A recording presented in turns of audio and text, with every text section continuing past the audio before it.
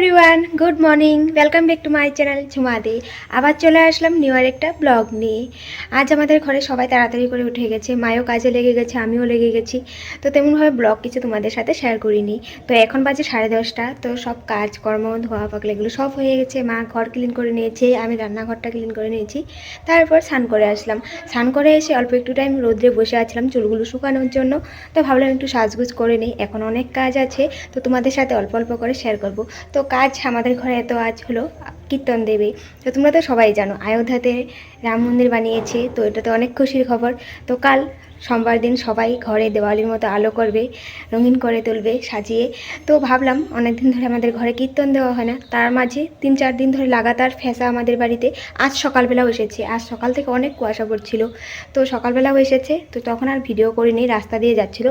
Same ওটাই হতে পারে, না থাকতে পারে, মানে এসেছে আজ 4-5 দিন ধরে আমাদের এই জায়গাটাতেই ঘুরছে।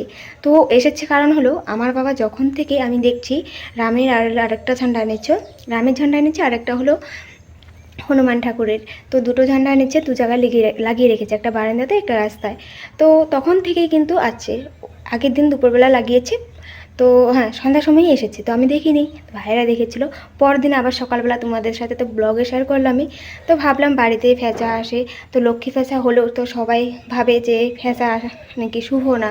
তো এটা তো লক্ষ্মী ফ্যাঁচা, সবাই মুখ দেখে বুঝতেই পারছো। আর যেটা অশুভ ফ্যাঁচা মানে অলক্ষ্মী ফ্যাঁচা বলে ওটাকে, তো ওটা কালো, মুখটাতে কিন্তু লাভ আকারে থাকে না, ওটা হলো কীরকম জানি থাকে, দেখলে কিন্তু ভয়ানক, ভয় লেগে যায়। তো ওটা নয়, তো এটা লক্ষ্মী ফ্যাঁচা, মুখটা অনেক সুন্দর। তো যাই হোক, এখন থেকে মানে সব কিছু রেডি করা হবে, পুজো দেওয়া হবে, কীর্তন করা হবে। তো মা স্নান করে চলে আসলো, মা এখন ঠাকুরের সব কিছু রেডি করতে থাকবে, আর আমি রান্নাঘরে কাজগুলো গিয়ে করব। তো তোমরা ব্লগটাকে স্কিপ করো না, দেখতে থাকো। ঠাকুরের সব এখানে রাখা আছে। তো দেখো, বুটটা আমি জল এনে ভিজিয়ে রেখেছি। মা বলছে তুই বুটটা ভিজিয়ে রাখ, তারপর জন্য ভিজিয়ে রাখলাম। তো মা বলছে সব কিছু ঠাকুরের জায়গা জোগা যেগুলো ক্লিন করার আছে এগুলো আমি এখন ক্লিন করব। আর হলো তারপর আমি ভাবলাম মা যদি এদিকে করছে, আমি চলে যাই রান্নাঘরে, কারণ দুপুরে রান্না বাড়াও তো করতে হবে। আর কীর্তন তো সন্ধ্যার সময় হবে, এখন ঠাকুর পুজো দিবে মা, ঠাকুরের জায়গাগুলো ক্লিন করে। আর এদিকে আমি রান্নার জন্য চলে এসেছি।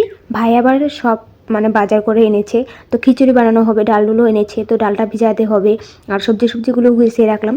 তারপর আমি দুপুরে বানানোর জন্য একটা ভাবছি যে লাবড়া করে নিই, কারণ খিচুড়ি বানানো হবে তো সন্ধ্যার সময়, তো লাবড়া করছে না, তো ঘরে লাবড়াটা করে নিলে তো সন্ধ্যার সময় খিচুড়ির সাথে অল্প থাকলে খেতে পারবে, তার জন্য লাবড়া করছি। আর ভাতটা আমার হয়ে গেছে, তো লাবড়া সবজিটা বানিয়ে নিতে পারলে তো যার খিদে পেয়ে যায় লাবড়া সবজি দিয়ে ভাত খেয়ে নিতে পারবে, ডালটা আমি পরে করব। তো দেখো আমি বাঁধাকপিটা একটু বড় বড় করে কেটেছি, আর ধুয়ে কেটেছি কিন্তু। তো বাঁধাকপিটা বাঁধাকপিতেই কাঁচা লঙ্কা, নুন, হলুদ দিয়ে, জিরে গুঁড়ো দিয়ে রেখেছি। আর সবজিটা আমি এক্সট্রা করে রেখেছিলাম, আলু, মটর, তারপর হলো গাজর, বিন, এগুলো এক্সট্রা করে ধুয়ে তারপর আমি এখানে বাঁধাকপিটার উপরে দিয়ে দিলাম। আর আমি কিছু মজাবো না সবজিটা, কারণ লাবড়ার সবজি মজিয়ে নিলে না ভালো লাগে না খেতে। তো লাবড়ার একটা স্মেল আছে, তো ওটা যদি বেরিয়ে আসে তাহলেই ভালো লাগে, কিন্তু তার জন্য আমি মজাবো না, ডাইরেক্ট বসিয়ে দেবো ফোড়ন দিয়ে।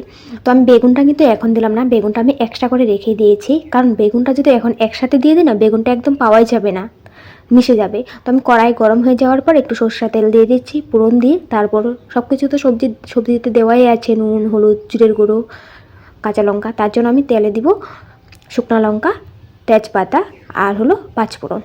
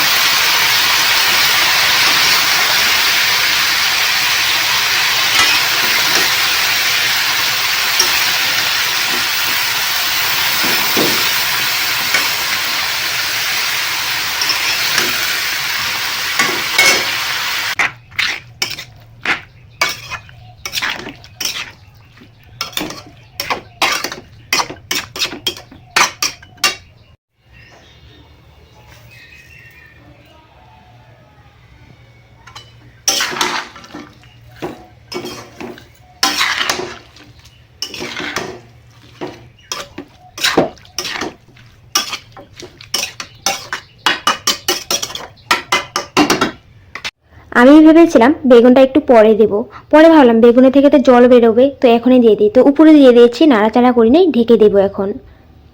আর তোমরা তো দেখেছই আমি কিন্তু যখন সবজিটা দিয়েছি চিনি দিয়ে দিয়েছি, কারণ এখনের দিনে বাঁধাকপিগুলো তোমরা জানোই মজে না, তার মাঝে আমি সিদ্ধ করে নিইনি, জলটাও ফালাইনি, একবারে দিয়ে দিয়েছি। কারণ লাবড়ার একটা সুন্দর গন্ধ আছে, ওটা বেরোনোর জন্য আমি সিদ্ধ করে জল ফালাইনি, তো ডাইরেক্ট বসিয়ে দিলাম। তো তার জন্য মজতে হবে। তো দেখো অনেকখানি কিন্তু মজে গেছে, আর বেগুনের থেকেও অনেক জল বেরিয়েছে, আর বেগুনটাও অনেকখানি মজে গেছে। তো আমি আবার একটু নাড়াচাড়া করে আবার একটু ঢেকে দেবো, কিন্তু তখন একদম প্রপারলি সিদ্ধ হয়ে যাবে।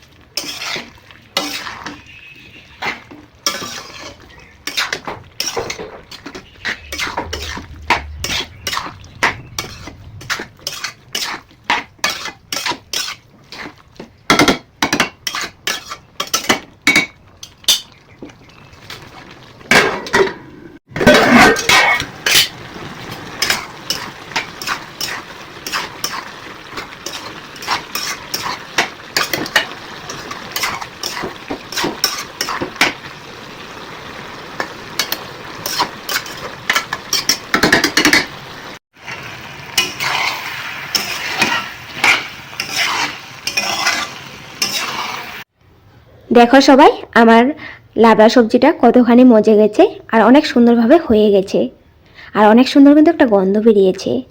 তো এখন আমি উপর থেকে ধনেপাতা দিয়ে দেব, আমাদের গাছের ধনেপাতা, অনেক সুন্দর গন্ধ কিন্তু ওই ধনেপাতাগুলো।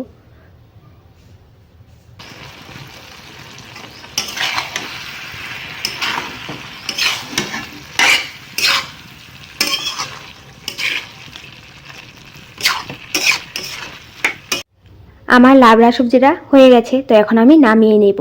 তো আমার হাতে মোবাইল, এক হাতে মোবাইল নিয়ে আর এক হাত দিয়ে তো নামাতে পারবো না, তারপর মোবাইলটা রেখে সুন্দর করে নামিয়ে নিলাম। দেখো অনেক সুন্দর গন্ধ বেরিয়েছে কিন্তু। এই লাবড়া সবজিটা রুটি, পুরি, পরোটা, খিচুড়ি সব কিছুর সাথে কিন্তু ভালো লাগবে। তো ভাতের সাথে খাওয়ার জন্য বানিয়েছি, গরম ভাতের সাথেও কিন্তু অনেক টেস্ট খেতে। আমার লাবড়া আর ভাত হয়ে যাওয়ার পর সবাইকে বলছি খাওয়ার জন্য, আমার ভাইদের, মানে মা তো খাবে না, তো আমিও খাবো না।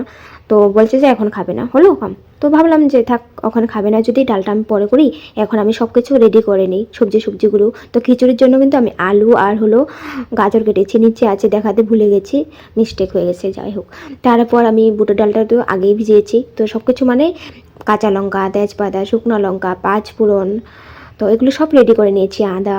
তো খিচুড়ির জন্য মা তাড়াতাড়ি করে বানিয়ে নিতে পারবে, সব আমি রেডি করে রাখলে খিচুড়িতে আর সময় লাগবে না হতে। তার জন্য ভাবলাম যে ডালটাও তো করিনি ঘরে, তো একসাথে ডালটাও আমি করে নিব, মানে খিচুড়ি ডালটাও একদম ভাজা করে নিই, আর ঘরের ডালটাও আমি এখান থেকেই বানিয়ে নিব অল্প করে। আর আমাদের ঘরে না মুগ ডাল কেউ খেতে চায় না, তার জন্য অল্প একটুই বানাবো। তো লাবড়া সবজি দিয়ে কিন্তু সবাই ভাত খেয়ে নিতে পারবে, তবুও বানাতে হবে, কারণ না বানালে তো সবার লাগবে তখন। বানিয়ে রাখি তবেই ভালো। তারপর আমি দেখো ডালটা কিন্তু ধুয়ে নিয়েছি, আর এখন আমি প্রেসার কুকারে ডালটা সিটি দিয়ে নেব। এই ডালটা সিটি দেওয়ার পর তারপর অল্প ডাল বানাবো ঘরের জন্য, তারপর গিয়ে আবার বুটের ডালটাও আমি সিটি দেবো। তো ডাল সিটি বসিয়ে আমি আবার এদিকে পানটা রেডি করে নিয়েছি, কারণ কীর্তনে পার্টির পান অনেক খায়। তো পানগুলো রেডি করে নিলাম, পান, জর্দা, চুন, সুপারিগুলো একটু ছোটো করে নিয়েছি টুকরোগুলো, কারণ সবারই দাঁতের প্রবলেম, জানি এখনের দিনে সব বড় ছোটো নেই, সবারই দাঁতের প্রবলেম কিন্তু। তারপর পানগুলো রেডি করে রেখে, মানে আমি রান্নাঘরে যেগুলো কাজেরগুলো সব সম্পূর্ণ করে নিচ্ছি। আর ডালটা আমি অল্প টুক ডাল আমি ঘরের জন্য বানিয়েছি, আর বেশি টুক ডাল আমি রেখে দিয়েছি, সিদ্ধ করা ডালটা। আর তোমরা দেখছো ডালটা ঝরঝরে কিন্তু সিদ্ধ হয়েছে, জলটা মানে কম হয়েছিল, তো মানে শুকিয়ে গেছে, মানে সিদ্ধ হয়েছে, তো রেখে দিয়েছি। তারপর ঘরের ডালটা বানানোর পর এখন আমি বুটের ডালটা ছিটি দিয়ে নিচ্ছি। তারপর দেখো আমি সব কিছু ডাল চিটি দিয়ে নিয়ে রান্নাঘরটাকে সুন্দর করে ক্লিন করে নিয়েছি। তারপর গ্যাসটা নামিয়ে নিয়েছি, কারণ খিচুড়িটা নিচেই বানাতে হবে, উপরে তো বানাতে পারবে না, নাড়াচাড়ার প্রবলেম হয়ে যাবে। তারপর দেখি বাবা আসলো ফুল নিয়ে, কারণ আমাদের বাড়িতে না ফুল গাছগুলো সব কেটে ফেলে দিয়েছে বাবা, ঘরে ফুল নেই। তো মা সকালবেলা ঠাকুর দিয়েছে অল্প ফুল খুঁজে কাজে। তারপর বাবাকে আমি ফোন করে দিয়েছিলাম যে বাবা ফুল নিয়ে আসো। তো বাবা একটা ফুল নিয়েছে, গেন্দা ফুলের মালা, কিন্তু আবার সাথে আবার একটা দুয়ারের জন্য প্লাস্টিকের মালাও নিয়ে এসেছে। তো দেখো ওটাই এখন লাগাচ্ছে আবার দুয়ারে।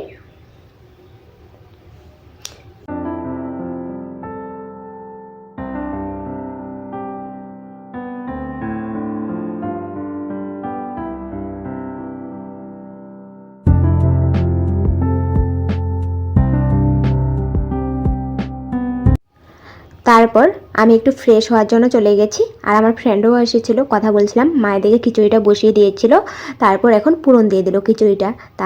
তারপর মা বলছে একটু টেস্ট করে দেখ কেমন হয়েছে, নুন ঝাল। আমি বলছি ঠিক আছে, এখন সন্ধ্যাটা দিয়ে নিই, কারণ সন্ধ্যা হয়ে গেছে। মাকে আবার বলছি তুমি এখন যাও কীর্তনে সব কিছু রেডি করে নাও ভোগটা। মা বলছে হয়ে তো গেছে, তো যাবো, তুই একটু খেয়ে দেখে নে আগে। তারপর আমাকে বলছে, তারপর আমি একটু খেয়ে দেখলাম, দেখি তো অনেক টেস্ট হয়েছে খিচুড়িটা, আর আমার মার হাতের খিচুড়িটা অনেক টেস্টি হয়। তারপর মাকে বলছি তুমি এখন রেডি করে নাও। তারপর আমি দেখো একদিকে সন্ধ্যা পূজাটাও দিয়ে নিলাম। তো মা বলছে আমি ভোগটা রেডি করব, আর আমি ওদিকে রান্নাঘরে যেগুলো মানে কাজ আছে, খিচুড়ি বানিয়েছে নোংরা হয়ে আছে, তো ওই জায়গা জায়গাগুলো ক্লিন করে নিয়েছি। আর মা এদিকে রেডি করছে, আর এদিকে যে পাটি এগুলো মানে ঠান্ডার দিন তো টাইলসে অনেক ঠান্ডা লাগে, এগুলো আমি আবার গুছিয়ে গাছিয়ে পেতে নিয়েছি। তো একজন একজন করে সবাই কীর্তনের মানুষগুলো আছে, তো চন্দনে ফুটো দিয়ে কীর্তনটা শুরু করবে, তোমরা দেখতে থাকো। ঠিক আছে, এটা দিয়ে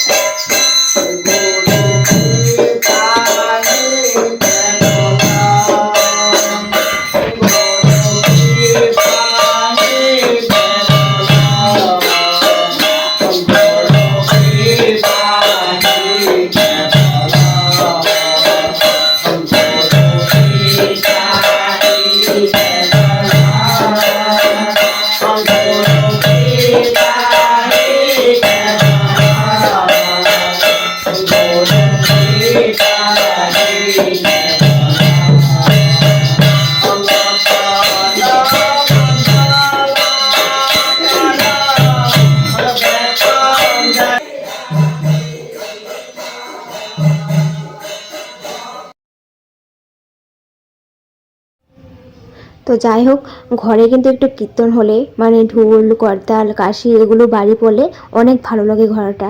তো তার মাঝে এত বড় পুজো হচ্ছে অযোধ্যাতে রাম মন্দিরের, তো আমরা তো একটু কীর্তন পুজো করতেই পারি ঘরে, ছোটো মোটো করে। তো ওটাই আরও হচ্ছে, তার মাঝে আমাদের বাড়িতে কতদিন ধরে ফেঁচা লাগাতারই আসে। তো যাই হোক, কীর্তন চলছে, আর এদিকে আমি চলে এসেছিলাম কীর্তনের পার্টির জন্য চা করার জন্য।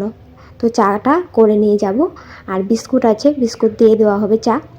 তো কীর্তন চলছে, কীর্তনটা যখন থামবে তখন চাটা দিব, কারণ অনেক ঠান্ডা, এত ঠান্ডাতে চা না খেলে তো হবেই না। গরম জল করেও নিয়ে দিয়ে এসেছি।